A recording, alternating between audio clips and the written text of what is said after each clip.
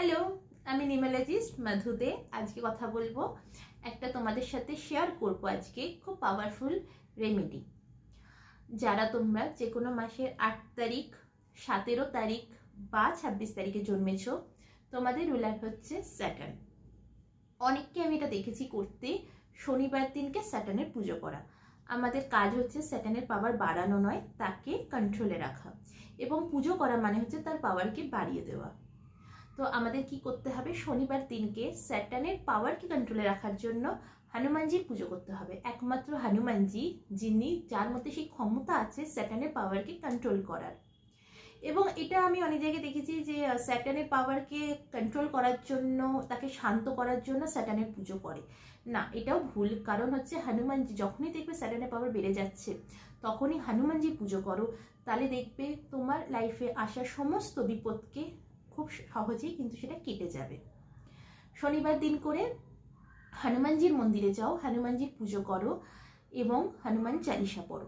এর পাশাপাশি শনিবার দিন করে নিরামিষ খাও, এবং ব্যাগের মধ্যে, পার্সে হোক ওয়ালেটে হোক, তোমরা হনুমানজির একটা ছবি, ছোট ছবি বা হনুমান চালিসা, এবং ছেলেদের তো পসিবল নয় হনুমান চালিসা রাখা ওয়ালেটে, মানি ব্যাগে তো সেটা সম্ভব নয়, তাই একটা ছোট্ট দেখে এইটুকুনি সাইজের হলো একটা হনুমানজি ছবি রাখো।